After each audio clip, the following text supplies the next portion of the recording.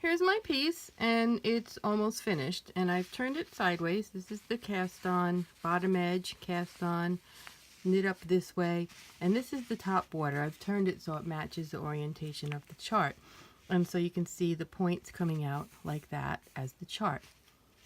So I've worked that joining, as I showed you, all the way across, and I end up with 9 stitches because I'm ending after row 15, because I'm working from the outside towards the body of the piece. So it's a right side row, and therefore I have 9 stitches left.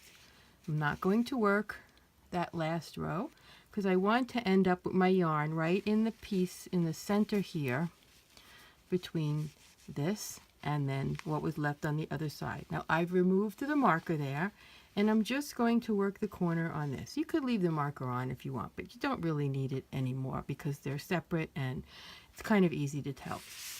So now turning it back to this way, how you've been looking at it as you're knitting, because you basically went up this way. This is the upper left corner. So we've got the chart here, and I just wanted to show you this.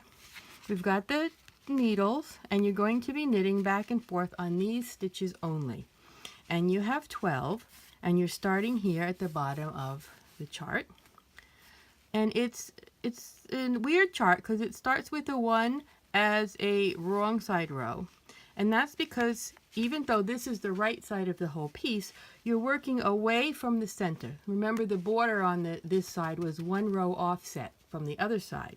Whenever you work away from the center, you're working a wrong side row. When you work towards the center, it's the right side. That's why this was a right side row, 15. We ended up at the center where it attaches to the main piece. And here, we're going to start with the wrong side row. But on the chart, of course, that starts out here because that's the convention for the charts that we used. So look, it's all plain knit. So I'm going to just knit out there. And then I'm going to turn, and if you look carefully at the charts after we turn, you'll see that the right and left corners are identical after this row. So I've just knit those 12 stitches, and then I turn. And now, even though the wrong side of the work is showing, I'm going to knit this right side row here on this chart, starting here and working that way towards the center. And if you compare that to this, except for the very top row, you'll see that it's all the same. The very top row is one extra thing here because we end up with 8 stitches here.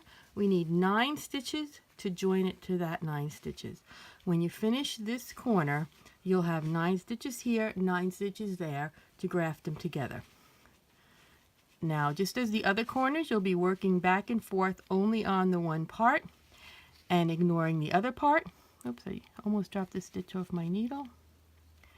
And as I said, if you wanted to leave the marker in there, you could. I don't find any reason to choose one way or the other, whatever's easiest for you. Okay, so now I'm going to work here, cross there, finish that corner, and then I'll have 9 and 9, and I graft them together with 3 needle bind off, Russian grafting, or Kitchener stitch.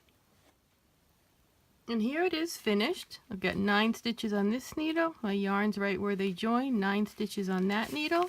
And when I join that together, I have a border that goes all the way around.